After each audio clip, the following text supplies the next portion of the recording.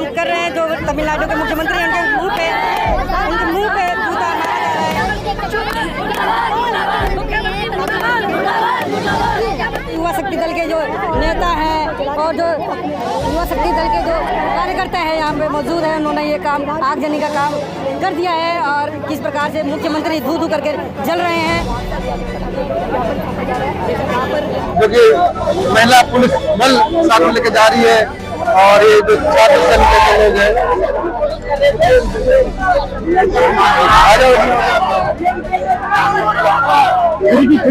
खिड़की मार के यहाँ लोग खिड़की पे गिरा हुआ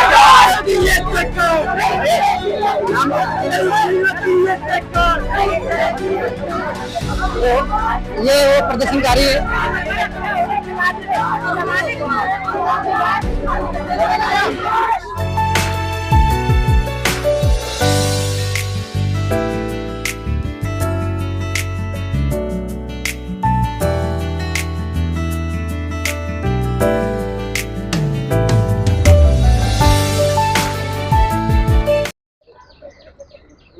साथियों नमस्कार, मैं संतोष कुमार अम्बेश और आप देख रहे हैं आवाज़ भारत। इस वक्त मैं हूं दिल्ली के तमिलनाडु हाउस पे और जैसा कि मैं बता देना चाहता हूं दर्शकों को कि तमिलनाडु के जो प्रदेश अध्यक्ष के आर्म्स स्ट्रांग की हत्या कर दी गई चाकू से भोंक करके। आज दिल्ली में धरना प्रदर्शन, जितने भी सामाजिक संगठन है, जितने भी बीएसपी के कार्यकर्ता हैं, उनके तरफ से आज धरना प्रदर्शन का ऐलान किया गया। और जैसे कि मैं दिखा देना चाहता हूं कि जो बीएसपी के जो कद्दावर नेता के आर्म्स स्ट्रांग जी थे, वो तमिलनाडु के प्रदेश अध्यक्ष थे, काफी कद्दावर नेता थे और उनकी हत्या हो चुकी है।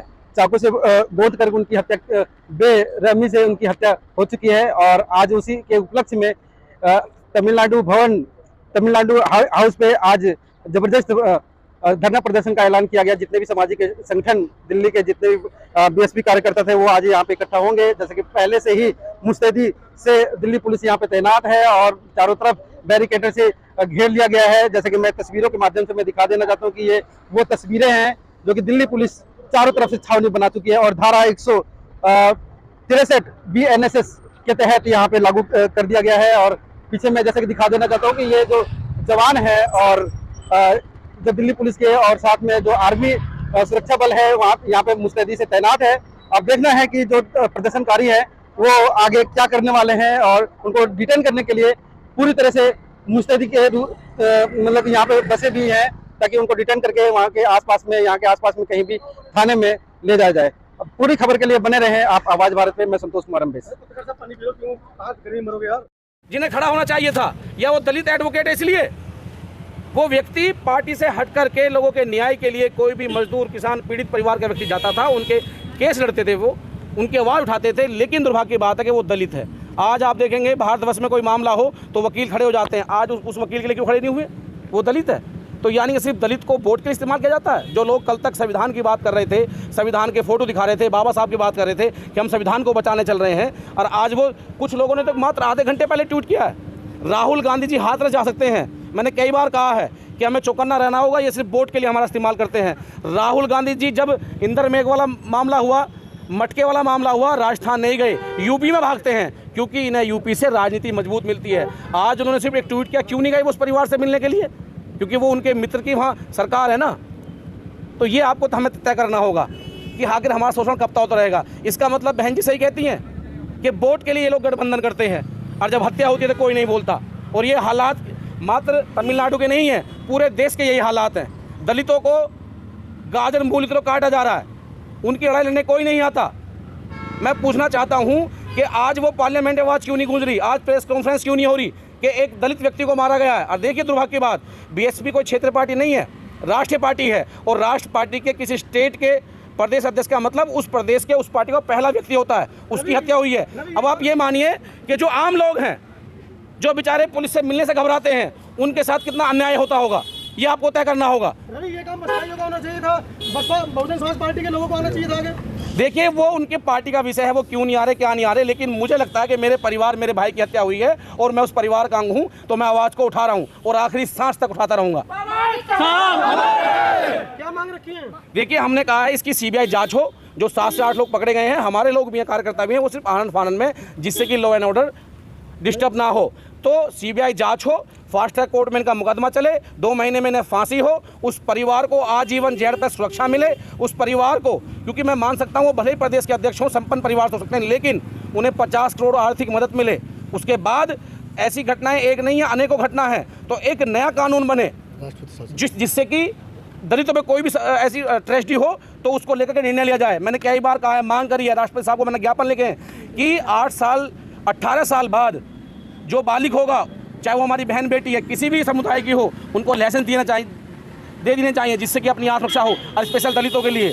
और उसके साथ साथ ये घटना इतनी निर्मम हत्या है कि बिल्कुल भी मुख्यमंत्री का भय नहीं है, मुख्यमंत्री के कानून का भय नहीं है उन अपराधियों में। तो मुख्यमंत्री को इस्तीफा दे देना चाहिए, और हम राष्ट्रपति साहब के नाम ज्ञापन लाए हैं कि वहाँ राष्ट्रपति शासन लगना चाहिए। बाबा साहब, बाबा साहब, कोई साजिश है या फिर देखिए, ये संजोग नहीं हो सकता। वो कोई आम नागरिक नहीं है, वो एक प्रदेश के अध्यक्ष हैं। ये साजिश है, राजनीतिक हत्या है, इसकी जांच होनी चाहिए। मां संजोग क्या होता है, कोई पान बीड़ी की दुकान चलाते थे, ये कहीं मुंह भाषा हुई हत्या कर दी गई। ये प्री प्लानिंग है। वो व्यक्ति कोई आम आदमी नहीं था, वो एक इसके पीछे कौन है? राजनीतिक हो सकता है किसी गरीब परिवार के उन्होंने न्याय की लड़ाई लड़ी, वो वकील थे, कोई उससे द्वेष भावना से उनकी हत्या कर दी हो, लेकिन प्री प्लानिंग है। जैसे अभी बहन जी ने कहा, ये कोई एक्सीडेंट नहीं है और ये बिल्कुल दुर्भाग्यपूर्ण है। इसके लिए हम जो है तमिलनाडु भवन पर पहुंचेंगे और अपना जवाब मांगेंगे कि आखिर ऐसी हत्या कब तक होती रहेंगी। बाबा साहब, बाबा साहब, बाबा साहब, बाबा साहब। जैसे कि साफ साफ युवा शक्ति दल के प्रेसिडेंट एडवोकेट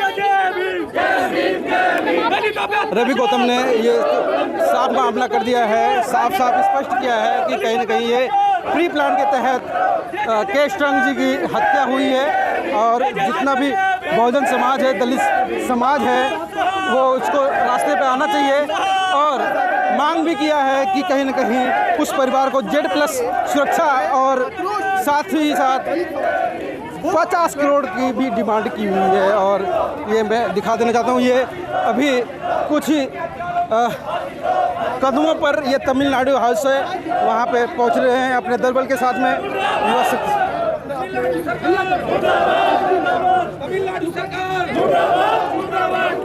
और जैसे कि ये सामने दिल्ली पुलिस और युवा शक्ति दल सामने, और कहीं ना कहीं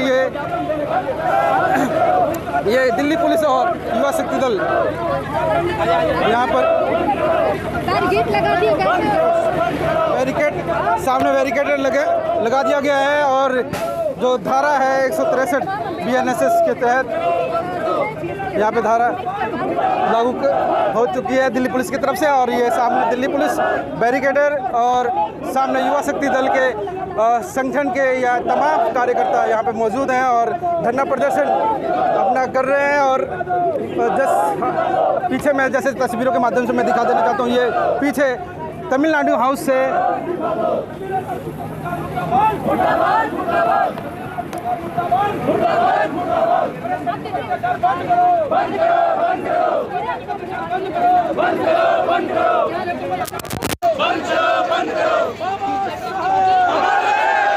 हत्या कर दी जाती है।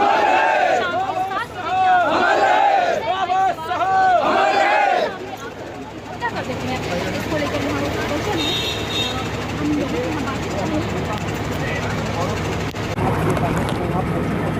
उनके भाई एक प्रदेश के अध्यक्ष थे, उन थोड़ा सा उनकी पार्टी का काम थे, बहन जी के शरीर का हिस्सा थे, जाना चाहिए। लेकिन मेरा मानना ये है कि ये घटना सिर्फ एक तमिलनाडु की नहीं है, ये घटना आए दिन पूरे देश में होती रहती है। तो हमारा फर्ज ये है कि कहीं भी अगर दलित का शोषण होता है तो उसकी आवाज़ बनना चाहिए। कहीं वो मेरी बहन जिसने अपना पति खोया है, ये ना सोच बैठे कि वो मात्र एक पार्टी के थे। जो समाज समुंदर भरा है, जिसको आप कश्मीर से लेकर कन्याकुमारी तक हर गांव हर गरीब मोहल्ले में समाज मिल जाएगा, तो उसको समेट के ना रखा जाए। बहन जी वहाँ गई हैं, मैं उनका सम्मान करता हूँ, लेकिन जो दिल्ली में बैठे लोग हैं, जो हिंदी बेल्ट भारत के लोग हैं, वो अभी शांत क्यों हैं? क्या वो इंतज़ार कर रहे हैं कि अगला शिकार मास्टर के नाम से कोई और आपके परिवार का व्यक्ति होगा? तो हमें चुप नहीं बैठना है, हमें ईंट का जवाब पत्थर से देना है। आप ये देखिए कि एक स्टेट का ये प्रदेश अध्यक्ष बहुत बड़ा नाम रखता है, एक अपनी पहचान रखता है, और उस पार्टी का जिस पार्टी की 4 बार उत्तर प्रदेश में सरकार रही हो, उस पार्टी का जो तीसरे नंबर की पार्टी हो, उस पार्टी का जिसकी स्थापना माननीय काशीराम साहब ने की हो, उस पार्टी का जिसकी विचारधारा बाबा साहब के मूवमेंट पर चलती हो, और आज उसी मूवमेंट की विचारधारा के लोगों को मारा जा रहा है। यानी कि संविधान पे हमला है, बाबा साहब की विचारधारा पे हमला है, बहुजन समाज पार्टी को ख़त्म करने की एक साजिश है, जिससे कि कल को कोई व्यक्ति आंदोलन ना करे, निकल कर ना आए, लोगों की बात ना कर ले। तो ये जो हत्या है बहुत ही निर्मम हत्या है, इसका जवाब तमिलनाडु सरकार को देना होगा। मैंने अभी कहा, मैं फिर कह रहा हूँ, जब तक वहाँ के डीएम एसपी सस्पेंड नहीं होंगे, जब तक मुख्यमंत्री कोई ठोस निर्णय नहीं लेंगे, और मैं आग्रह करना चाहता हूँ केंद्र सरकार से, हालांकि हमें उम्मीद नहीं है क्योंकि सब चोर मुसेरे भाई हैं, लेकिन अगर थोड़ी सी भी मानता बची है, क्योंकि देश की जो राष्ट्रपति महोदय हैं वो हमारी मुर्मू हैं, उन्हें वो एक दलित परिवार से आती हैं, वो उस दर्द को समझेंगी, वो गरीब परिवार से उठी हैं कि एक हत्या क्या होती है। तो तमिलनाडु में राष्ट्रपति शासन लगाया जाए।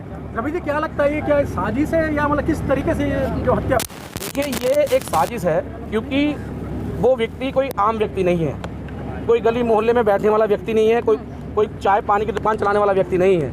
एक स्टेट का बहुजन समाज पार्टी का पहला प्रथम व्यक्ति होता प्रदेश अध्यक्ष, वो व्यक्ति है। उसके घर के सामने 6 लोग उसकी निर्मम हत्या करते हैं, तो प्री प्लानिंग करते हैं। तो इसके पीछे क्या राजनीतिक गठजोड़ है, क्या राजनीतिक द्वेष भावना है, या हो सकता है कि वो गरीब परिवार में जो किसान लोग थे, उनके केस लड़ते थे, वकील थे, वो किसी ने उसकी भावना को लेकर हत्या की, लेकिन हत्या हुई है।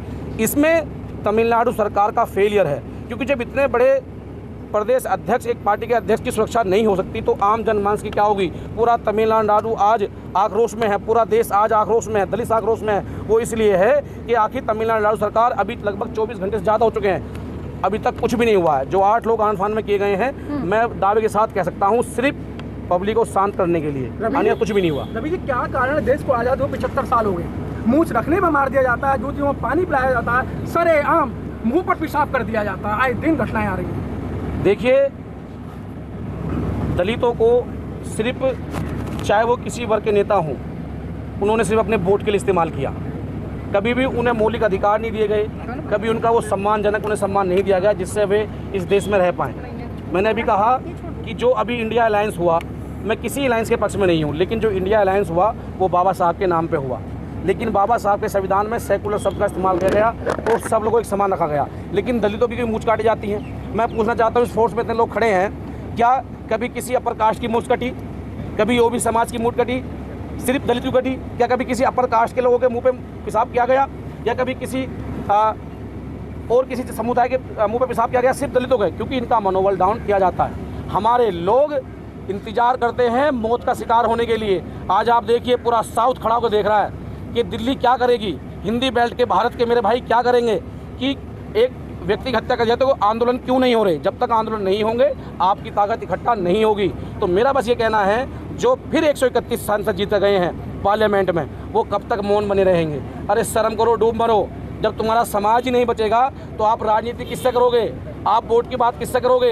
और उनसे तो मैं अपेक्षा है ही नहीं। राहुल गांधी जी, मैं किसी धार्मिक की भावना को ठेस नहीं पहुँचा रहा, वो भोले बाबा की तो मूर्ति उठा सकते हैं, लेकिन दलितों के मुद्दे नहीं उठाएंगे। सिर्फ चुनाव से 2 दिन पहले या 2 महीने पहले ही एजेंडा बनाते हैं दलितों को लुभाने के लिए। माननीय अखिलेश यादव जी, आपने भी आधे घंटे पहले ट्वीट किया है। मैं तो जब समझता कि आप हमारे बहुजन समाज का हिस्सा हैं, आप 24 घंटे पहले ट्वीट कर दें, लेकिन क्या करें, वो अखिलेश यादव जी के दोस्त हैं, वहाँ उत्तराखंड के तमिलनाडु के मुख्यमंत्री, कहीं उनकी मित्रता में कमी ना आ जाए। तो मेरा सवाल आज किसी नेता से नहीं है, आप सभी मीडिया बंधुओं के माध्यम से एक सवाल है देश की दलित आवाम से, जो देश की तकदीर बदलती है। आप किसी खेत खलियान में जाएं, किसी कंपनी कारखाने में जाएं, सबसे बड़ा वर्ग ये समाज मिलेगा और ये काम करता है, लेकिन फिर भी इनकी निर्मम हत्या की जाती है। और लोकतंत्र में जो बाबा साहब ने दिया, जब आप वोट की बात करते हैं तो आपने देखा लाइन लगा करके पूरे विपक्ष के नेता और सत्ता पक्ष के नेता बाबा साहब संविधान कर रहे थे, लेकिन आज 2 शब्द किसी के नहीं फूटे। रवि जी, जो हत्या हुई है, युवा शक्ति दल की क्या डिमांड है, क्या मांग रहे हैं उनको? देखिए, सबसे पहले हमारी डिमांड है कि इसकी सीबीआई जांच हो, फास्ट ट्रैक कोर्ट में मुकदमा चले, 2 महीने में इन हत्यारों को फांसी हो, कल को ये किसी और राजनीतिक व्यक्ति की हत्या ना करें। उसके बाद इस परिवार को आजीवन जेल पर सुरक्षा दी जाए, क्योंकि जब पुरुष की हत्या हो सकती है तो उस परिवार में अब महिला हैं जो अपने परिवार का लालन पालन करेंगी, तो उस महिला जो उनकी वाइफ है, जो मेरी बहन है, उन्हें Z+ सुरक्षा दी जाए। उसी के साथ साथ जब किसी परिवार का मुख्य स्तंभ होता है, पुरुष मुखिया, वो चला जाता है तो बड़ी आर्थिक तंगी देखनी पड़ती है। आज लोग वहाँ जा रहे हैं, धरने कर रहे हैं, कल जब उस परिवार के बच्चों के खाने पीने की बात आएगी तो उनकी आर्थिक मदद कौन करेगा? तो कम से कम 50 करोड़ मुआवजा उस परिवार को दिया जाना चाहिए। उसी के साथ साथ हमारी मांग है कि वो एक पार्टी के प्रदेश अध्यक्ष थे जो तमिलनाडु की विधानसभा है वहाँ उनका स्टैचू बने, जिससे कि उनका एक सम्मानजनक एक सम्मान मिलता रहना चाहिए। तो ये कुछ हमारी मुख्य मांगें हैं जिनको तमिलनाडु सरकार पूरा करे। अगर नहीं होता है तो हमारी फिर गुहार है इस देश के सबसे प्रथम नागरिक राष्ट्रपति जो हमारी महोदया हैं मुर्मू जी से कि आप वहाँ राष्ट्रीय शासन लगाएं और आप भी दलित होने के नाते आप वहाँ जाकर विजिट करें, उस परिवार का आंसू पूछें, क्योंकि दुख में कोई भी जा सकता है किसी परिवार से। ये कोई राजनीतिक दबाव नहीं है। चुनाव के दौरान देखा गया बाबा साहब और संविधान के नाम पर वोट की बात चल रही थी। पूरा चुनाव संविधान के नाम पर हुआ, बाबा साहब के नाम, लेकिन अब अम्बेडकरवादियों को मारा जा रहा है सरेआम, लेकिन इस पर कोई भी इंडिया गठबंधन का नेता नहीं बोलता है। क्या मैंने वही आपसे कहा, सिर्फ दलितों को संविधान जय भीम कहने से अम्बेडकर व्यक्ति को, ये अम्बेडकरवादी व्यक्तियों को ये सिर्फ वोटों के लिए लुभाते हैं, उनके मान सम्मान की लड़ाई नहीं लड़ते। ये रात दिल्ली से कोई ज़्यादा दूर नहीं है। जैसे बहन जी पहुंच गई 1.25 घंटे में 1.5 घंटे में, राहुल गांधी जी क्यों नहीं गए? ममता बनर्जी ने अभी तक ट्वीट नहीं किया। अखिलेश यादव जी क्यों नहीं गए? तेजस्वी यादव जी क्यों नहीं गए? तमाम ऐसे गठबंधन के नेता हैं जो दुहाई पीट रहे थे बाबा साहब की, वो आज क्यों नहीं गए? इसलिए नहीं गए क्योंकि दलित मरा है। और मैं कह रहा हूँ आपसे, अभी चाहे भारत के लास्ट कोने में किसी और प्रकार से कोई व्यक्ति मर जाता तो वो थोड़ा सा भी ताल्लुक़ रखता किसी राजनीतिक पार्टी से तो पूरा हजूम लग जाता। तो ये दुख की भावना है, ये हमारे लोगों को समझना पड़ेगा। और मैं आज सामाजिक संगठन होने के नाते आज मुझे पीड़ा होती है कि अपना मारा छाया में गिरता है। आज उनके आंसू पूछने अगर बहन जी गई हैं तो इसका मतलब बहन जी बिल्कुल सही कहती हैं कि ये पार्टी के लोग सिर्फ दिखावा गठबंधन करते हैं। जब हमारों की हत्या होती है तो कोई नहीं बोलता। राहुल गांधी हाथरस गए हैं, क्या तमिलनाडु जाने की मांग कर रहे हैं आप लोग? वो सभी को न्याय की उम्मीद दिला रहे हैं। जो तमिलनाडु के मुख्यमंत्री हैं कभी वो नाराज ना हो जाएं, राहुल गांधी जी की दोस्ती ना टूट जाए, गठबंधन ना टूट जाए, जो उनका 99 का आंकड़ा है प्लस जो उन्होंने 100 कुछ का आंकड़ा छुआ वो कम ना हो जाए, दलित मरता हो मर जाए, लेकिन वहाँ नहीं जाएंगे जिससे कि कभी गठबंधन कमज़ोर ना हो जाए। और ये सवाल मेरा सत्ता पक्ष से भी है। माननीय मोदी जी, आप भी कहते हो कि मेरे दलित भाइयों को मत मारो, 56 इंच का सीना है आपका, आप भी जाकर जरा एक बार चले जाइए तमिलनाडु, उस परिवार के आंसू पूछिए। वोट तो आपको भी चाहिए, या सिर्फ जब चुनाव होता जब आपको दलित याद आता है? और जो हमारे दलित समाज के ठेकेदार हैं भिन्न भिन्न नई पार्टियां बना करके बात करते हैं बाबा साहब और दलितों की, वो भी आँख खोल कर देख लें कि किस तरीके से हमारे लोगों को मारा जा रहा है। वो भी सिर्फ चुनाव के टाइम पे ही उछल कूद करते हैं, लेकिन आज समय कोई नजर नहीं आता। अरे तोड़ दो पार्टी के सब जो तुम्हारे रोकती तुम्हें पार्टियाँ। बाबा साहब ने कहा अगर संविधान है तो तुम 131 MP हो। एक बार 131 MP हुंकार भर ले पार्लियामेंट में, मंजाल है तमिलनाडु का मुख्यमंत्री अंदर बैठ जाए, सब घुटनों के बला जाएंगे। हम लोग क्या मांगे हैं जी तमिलनाडु के मुख्यमंत्री से, क्या मांगे हैं? देखिए, पहली बात तो वो खुद उस घेरे में है जहाँ न्याय नहीं मिलता, वो खुद शक की बुनियाद पे हैं। क्या उनकी जो वहाँ लोकल LIU होती है, केंद्र की IB होती है, आपने वहाँ 2-4 सुरक्षाकर्मी दे रखे होंगे, तो क्या रिपोर्ट तुम्हें मिल रही थी? लोकल जो है LIU होती है, जो लोकल पुलिस होती है, जो खुफिया पुलिस होती है, कि ये लोग क्या जांच कर रहे थे जिससे कि भाई इस व्यक्ति की हत्या हो सकती है? तो काय का कानून? मुख्यमंत्री अगर थोड़ी सी मान्यता बची है और आपको वास्तव में तमिलनाडु प्रदेश के लोगों से प्यार है तो इस्तीफा दे दीजिए, शर्म कीजिए। और इतना भी नहीं कर सकते तो कल को वोट मांगने मत जाना। लेकिन मैं एक बात कहना चाहूँगा कि अपराधी किसी समुदाय का नहीं होता, न किसी जाति का होता है। कम से कम आपको अपने, अब तक तो आपको अपने ज़िले के SP को सस्पेंड कर देना चाहिए था। चेन नहीं है, कोई तमिलनाडु का कोई देहात नहीं है जहाँ पुलिस ना पहुँचे। चेन्नई हॉट सिटी है, स्मार्ट सिटी है, हर 15 मिनट में 5 मिनट में जिप्सी घूमती है, और वो कोई व्यक्ति गांव में नहीं रहता, शहर में रहता है। प्रशासन का कहना है कि तुरंत ही कार्रवाई करते हुए 8 लोगों को गिरफ्तार कर लिया गया है। 8 लोगों में से जो उन्होंने किया वो सिर्फ आनन फानन है, जिससे कि दलित समाज खड़ा ना हो जाए, वो आंदोलन करना चालू कर दे, इनकी सरकार नहीं जाए। लेकिन ये गलतफहमी का शिकार है। वो तो चार्जशीट बताएगी, जांच अधिकारी बताएंगे। तो पर उठ रहा है कि अब तक दिल्ली में चक्का जाम हो जाना चाहिए इस मुद्दे पर। एक प्रदेश अध्यक्ष की हत्या हुई है, ये छोटी बात नहीं है, लेकिन दलित समाज सो रहा है। देखिए, शुरुआत हो गई है, चाहे वो भले युवा सदर के बैनर से हो, लेकिन हम सब लोग एक हैं। लेकिन मैं उम्मीद करता हूँ, सवाल मेरा भी है कि ये वो दिल्ली है जो देश की धड़कन से मानी जाती है, कि इन लोगों को निकल के आना चाहिए। यहाँ बहुजन समाज पार्टी के 14% 9% वोट रहे हैं और आज भी दिल्ली की आबादी यूपी से चलती है, जहाँ से बहन जी बिलोंग करती हैं और मुख्यमंत्री बनी है। तो दिल्ली के लोगों को उठकर आना चाहिए और इस आवाज़ को बुलंद करना चाहिए, क्योंकि जब तक इसी तरीके से दलितों का शिकार होता रहेगा तो वो मरे हैं, अगला नंबर मेरा होगा, फिर उन लोगों का होगा जो वहाँ बैठे हैं। दलित मरने के लिए पैदा होता है। जो राजनीतिक पार्टियां, इनके शब्दों में तो दलित मरने के लिए और वोट देने के लिए पैदा होता है। पीड़ा उसको होती है जो मानवता में विश्वास रखता है। आपने मान लिया है कि दलित मरने के लिए इनके शब्दों में, इनके शब्दों में, आपके शब्दों में, मेरे शब्दों में तो दलित क्रांति करने के लिए पैदा होता है। मेरे शब्दों में तो दलित इस देश को बनाने के लिए पैदा होता है। मेरे शब्दों में तो दलित एक इमारत खड़ा करता है। मेरे शब्दों में दलित संविधान लिखता है। मेरे शब्दों में तो दलित चांद तक जाता है। मेरे शब्दों में दलित अमेरिका का राष्ट्रपति तक बन जाता है। लेकिन तय करना यह है कि हम खड़े कहाँ हैं, हम किन के साथ खड़े हैं। जो लड़ेगा वो इस देश में अपने लोगों को लेकर आगे बढ़ेगा, और जो घर बैठे हैं उनका साथ छोड़ें। और जो हमारे मास्टर हैं जिनकी हत्या हुई, इनकी आवाज़ बने। मैं फिर कह रहा हूँ, मैं उस बहन को आश्वासन दे रहा हूँ यहाँ से कि मेरी बहन, ये लड़ाई सिर्फ तमिलनाडु की नहीं है। उन्होंने अपना पति खोया तो हमने अपना भाई खोया है। ये आवाज़ आज दिल्ली में गूंजी है। आप देखिएगा, अगर न्याय नहीं मिला तो पूरे देश में गूंजेगी, देशव्यापी आंदोलन होगा। बाबा साहब अमर रहे, बाबा साहब अमर रहे, बाबा साहब अमर रहे। तो जैसा कि मैं दिखा देना चाहता हूँ कि उन्होंने स्पष्ट किया हुआ है, रवि गौतम ने ये स्पष्ट कर दिया कि उस परिवार को न्याय मिले, और कहीं ना कहीं एक शक्ति प्रदर्शन का यहाँ पे एक तस्वीर मैं दिखा देना चाहता हूँ दर्शकों को कि ये यहाँ पे बैठ गए हैं रवि गौतम जी अपने दल बल के साथ में, अपने कार्यकर्ताओं के साथ में यहाँ पे बैठ गए। और ये ऐसा लग रहा है कि शायद ये जो रवि गौतम जी हैं अपने समर्थकों के साथ में बैठ करके ये लंबा धरना प्रदर्शन करना चाहते हैं। जब तक न्याय ना मिल जाए तब तक ये बैठे रहेंगे। और दिल्ली पुलिस प्रशासन यहाँ पे आ गई और उनको जो मांगे रखी गई है उस परिवार के सुरक्षा मुहैया कराया जाए, 50 करोड़ रुपए जो है मुआवजे के तौर पर दिया जाए, और तो मुख्यमंत्री जो है तमिलनाडु उन्हें भी और दिल्ली पुलिस और रवि गौतम के साथ में थोड़ा नोक झोंक होते हुए, और दिल्ली पुलिस यहाँ से उठाना चाहती है। और रवि गौतम जो कि इनका मानना है कि जब तक न्याय नहीं मिल जाता तब तक हम बैठे रहेंगे अपने बैनर तले। ये जो बैनर है जस्ट साथ में ही लगा दिया गया है, युवा शक्ति दल का बैनर बैरिकेडर के साथ में लगा दिया गया है।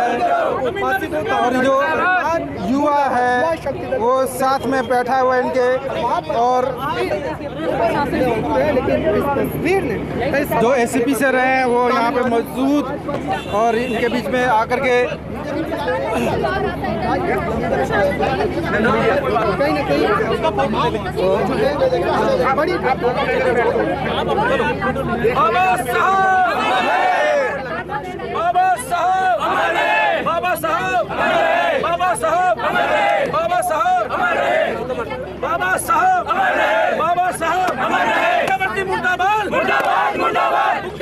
देख रहे हैं कि तमिलनाडु के मुख्यमंत्री को कैसे किस प्रकार के जूतों से मारा जा रहा है, और देख रहे हैं कि जो मुख्यमंत्री के मुंह पे जूता मारा जा रहा है।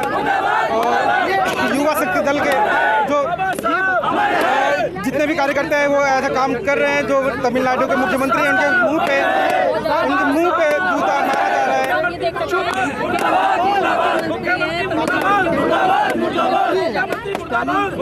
जो स्टालिन है इनके मुंह पे जूता मारा जा रहा है। और जैसे कि मैं दिखा देना चाहता हूँ कि ये जो तस्वीर है सीधी ये चाणक्यपुरी तमिलनाडु हाउस की है, और ये फाड़ दिया इनकी तस्वीर को, और स्टालिन की तस्वीर को फाड़ दिया गया है जो तमिलनाडु के मुख्यमंत्री हैं। और आगजनी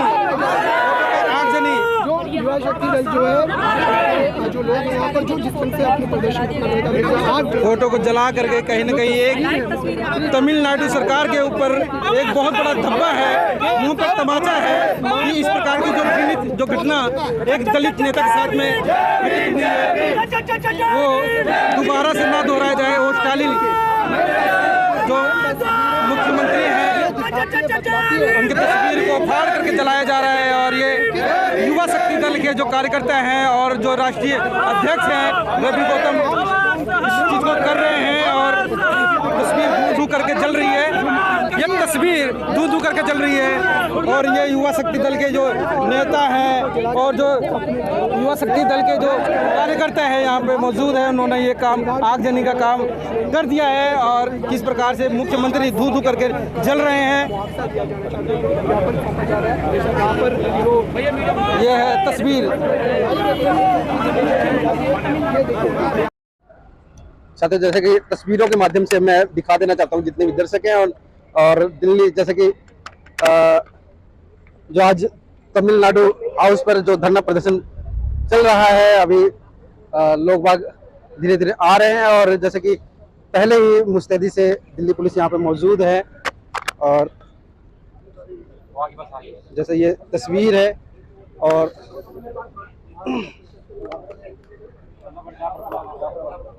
जो प्रदर्शनकारी हैं यहाँ पर मौजूद हैं और यहाँ पर लोगों को डिटेन किया जाएगा। और काफ़ी शांतिपूर्वक यहाँ पर धरना प्रदर्शन चल रहा था, जो कि बीएसपी पार्टी के जो नेता, दो तमिलनाडु के जो नेता, उनकी जो हत्या की गई, उनके विरोध में यहाँ पर एकत्रित जितने भी सामाजिक संगठन है यहाँ पर मौजूद हैं। और जैसा कि मैं दिखा देना चाहता हूँ कि इनके हाथों में डफली के साथ में ये धरना प्रदर्शन करने वाले ही थे कि इनको डिटेन किया जा रहा है। और चारों तरफ से पुलिस प्रशासन बल ने घेर लिया है।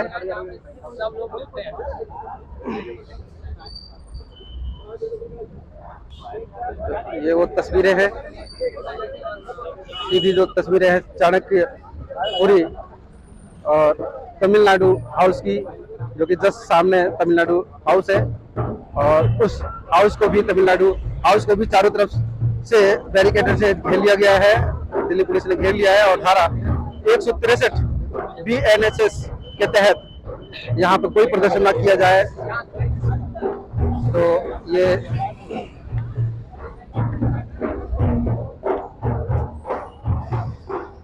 देखिए लाखों की फौज यहाँ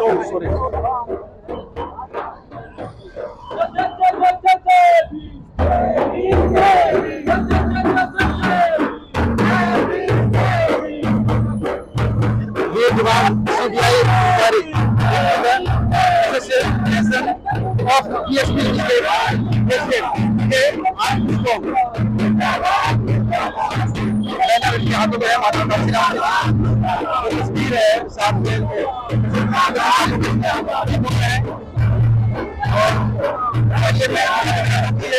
बस लगा दी गई है, जो कि डिटेन करके इस बस में उठाया जाएगा। और कहाँ दिल्ली पुलिस ले जाएगी अभी पता नहीं, मगर जो प्रदर्शनकारी अपना प्रदर्शन करने में लगे हुए हैं। बाक्सा संगठन है जो कि प्रेमियों की छात्र संगठन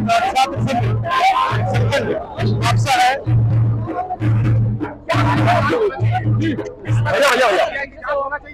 जिस तरीके से हमारे बीएसपी के प्रेसिडेंट हैं, उनको जिस तरीके से उसकी न्याय के लिए हम सब न्याय की जांच के तहत उसकी न्याय दिया जाए।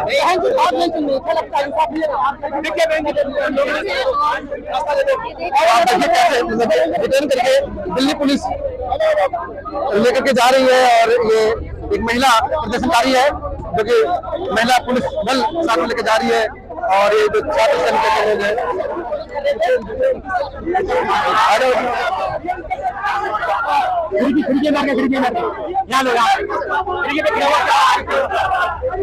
की जिस तरीके से हत्या की गई है, दिखाता है कि किस तरीके से तमिलनाडु में वहाँ पे जो लॉ एंड ऑर्डर है किस तरीके से पूरी तरीके से खत्म हो चुका है। दलितों को लगातार हत्या हो रही है, कास्ट किलिंग हो रही है, औरत किलिंग हो रही है। Everyday Dalit are being killed in being owned by the Periyar and these are currently owned by the TMC people, and these people are so shameless that they are not even paying hate to the atrocities that happening against Dalit and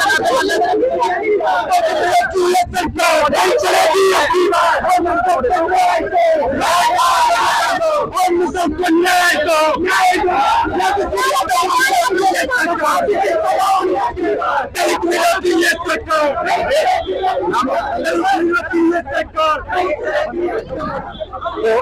ये वो प्रदर्शनकारी है।